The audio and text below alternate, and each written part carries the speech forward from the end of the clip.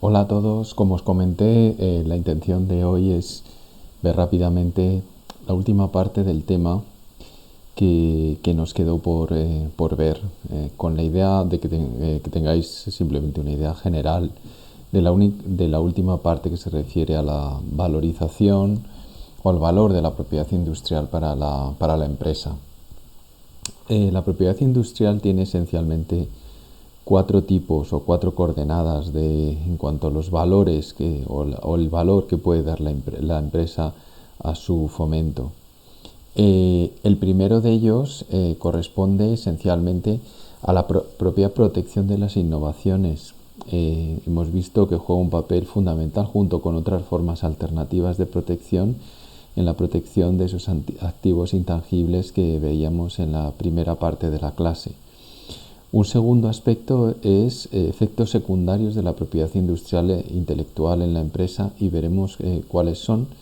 El tercer aspecto es la propiedad industrial como una herramienta clave de la transferencia de tecnología, esencialmente porque es capaz de articular dicha transferencia de tecnología convirtiendo una transferencia de algo tan intangible en algo tangible, puesto que es capaz de transformar ese conocimiento y de delimitarlo en un documento concreto.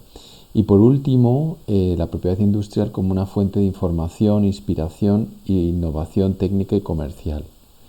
Vamos a ver en primer lugar, sin ahondar demasiado, hemos visto que la protección de las innovaciones implica también la lucha contra las infracciones, evitando la copia tanto de nuestras patentes, de nuestras marcas, de nuestros diseños, de nuestra propiedad intelectual y obtener ciertos derechos de explotación en exclusiva, que no son absolutos, puesto que evidentemente los límites de nuestra protección en muchos casos estarán vinculados a otros objetos que podrían tener una protección también. Por lo tanto, de alguna forma no es un monopolio como tal, sino que es un cuasi monopolio, puesto que puede estar delimitado por otras protecciones anteriores. Los derechos que otorgan uno de estos títulos de protección son muy amplios, puesto que tratan de evitar que terceros fabriquen, utilicen, ofrezcan en venta, vendan, importen productos infractores en el país en el que se haya concedido la patente.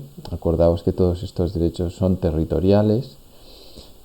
Permite vender dichos derechos o celebrar contratos de licencia o franquicia. Este conocimiento enmarcado dentro de un trozo de papel o de un título de propiedad, pues puede venderse exactamente igual que cualquier otro derecho intangible. Y proteger durante un plazo desde la fecha de presentación de la solicitud del derecho. No todos los derechos son temporales. Por ejemplo, en el caso de los signos distintivos, pues mientras se pague el derecho, pues puede pervivir el mismo en el tiempo, y de hecho hay marcas con más de un siglo. Bueno, aquí un ejemplo de un caso que llegó incluso al Tribunal Supremo español, donde Expontes y Vileda pues se enzarzaron en una pelea por los mochos con cabezales universales, que finalmente ganó la empresa Vileda. Bueno, esto es un vídeo explicativo que tampoco voy a entrar. O por ejemplo, como los donuts, también tuvieron los famosos donuts que todos conocemos en España, pues tuvieron su pelea también con un fabricante americano que consideraba que donuts es un genérico en Estados Unidos, debe ser el equivalente a una rosquilla, sin más. Entonces, claro, rosquillas para rosquillas es una marca que no puede registrarse como tal.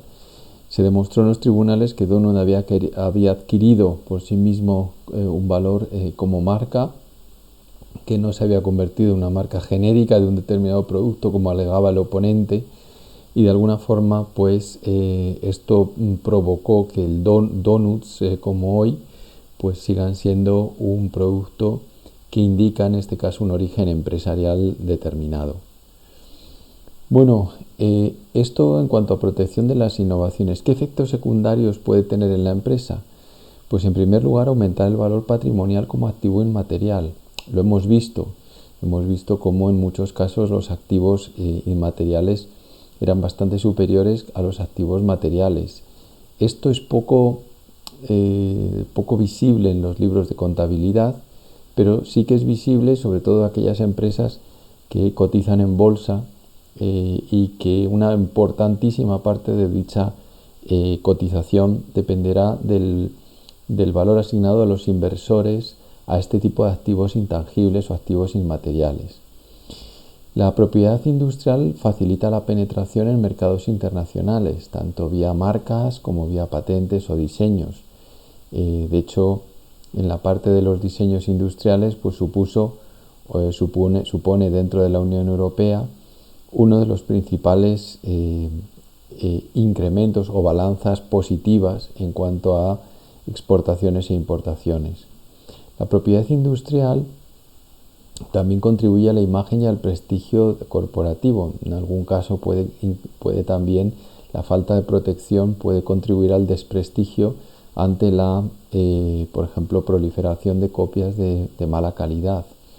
Y suponen nuevas oportunidades de negocio como transferencias o licencias de tecnología o, por ejemplo, las franquicias que están muy relacionados con contratos de licencias de marcas.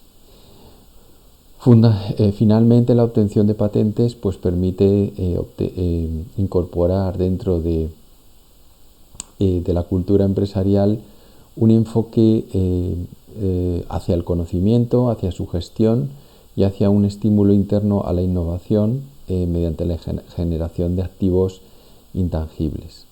Bueno, ya vimos en su día el tema de la valoración de marcas, también un ejemplo de los flujos internacionales de tecnología, donde se generan tecnologías, por ejemplo, el flujo de las solicitudes de patentes de la Oficina Europea de Patentes y Estados Unidos, pues vimos que los Estados miembros de la Oficina Europea de Patentes generaron 91.700 patentes en Estados Unidos y Estados Unidos generó 36.500 patentes en la Oficina Europea de Patentes, ¿no? Y así sucesivamente con un flujo permanente donde se denota claramente que existe una correlación entre los flujos internacionales de tecnología y la protección en base a activos intangibles, en este caso patentes.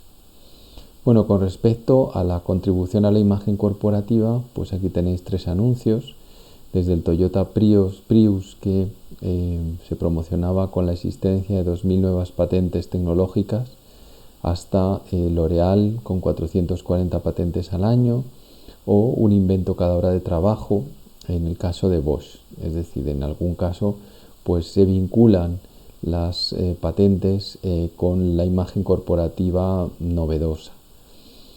En algunos casos en España también, esto es bastante frecuente en otros países, grandes corporaciones, especialmente por ejemplo en Japón, pero en este caso Telefónica pues sacó los Patent Awards para premiar a los inventores en un escenario público, y por lo tanto es más una ceremonia de tipo de reconocimiento más que un premio en metálico, aunque también pueden corresponder a premios en metálico, pues para de alguna forma reconocer la labor creativa de los inventores internos dentro de la compañía.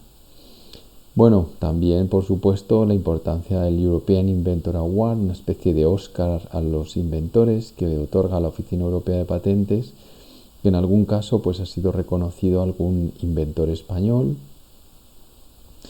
En tercer lugar, herramienta clave como transferencia de tecnología. La transferencia de tecnología tiene como 4 elementos esencialmente, ¿no? En primer lugar, puede ser transferencia de tecnología por incorporación de tecnología de equipos o de materias primas que ya la incorporan, ¿no? Tecnología incorporada. En este caso, si los equipos o materias primas que vamos a comprar incorporan patentes, pues se produce el agotamiento del derecho de uso, ¿no? Es decir, por la compra ya la patente está pagada y la patente se agota el derecho. Por lo tanto, podemos revender esos equipos en el futuro cuando pasen a ser obsoletos sin ningún problema de infracción de la patente. También se puede hacer mediante una adquisición de tecnología directa a un tercero por encargo a universidades o por cooperación tecnológica con otras entidades. En los tres casos, la existencia de una patente lo que hace es actuar como si fuera la escritura de un piso, es decir, delimita mucho cuáles los límites geográficos, entre comillas, de la invención, cuál es la invención y cuáles no, y facilita, por lo tanto, muchísimo la redacción de contratos de transferencia de tecnología. Y lógicamente, pues los contratos de transferencia de tecnología que se realicen entre partes, pues deben tener en cuenta todas estas cláusulas relativas a lo que sería el conocimiento preexistente y de quién son los resultados que se van a realizar.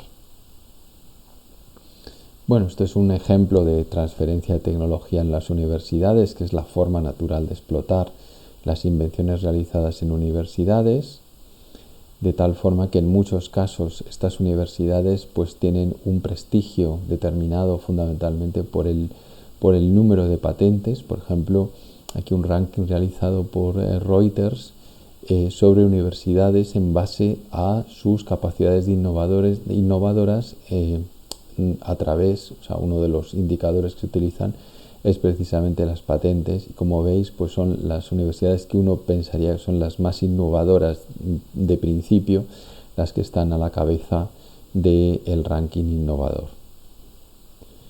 Bueno, algunos datos de España, donde se ve que la evolución de las solicitudes de patentes nacionales pues son bastante reducidas, aunque el porcentaje sobre el total español ha ido creciendo, aunque últimamente en los últimos años ha decrecido.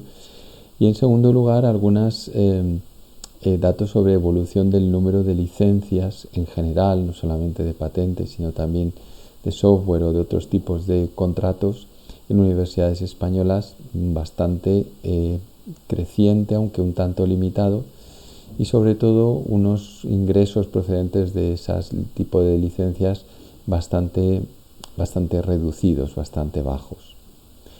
Y por último, la propiedad industrial como fuente de innovación. Especialmente en lo que a ingeniería se respecta, es importante destacar las ventajas que tienen los documentos de patentes como fuente de información tecnológica, puesto que contienen prácticamente información completa, no solamente del inventor, del solicitante, de la tecnología, tienen un resumen, tienen un título, están clasificados tecnológicamente, sino que además su contenido es absolutamente completo, tanto en la memoria descriptiva como en las reivindicaciones, y junto a él tiene una valoración por parte de un examinador sobre el valor relativo de esa patente, que es el informe sobre el estado de la técnica, que determina la novedad y la actividad inventiva de la invención. Bueno, y con esto pues esta es la última parte que os quería explicar. Yo os doy las gracias y que paséis buen día.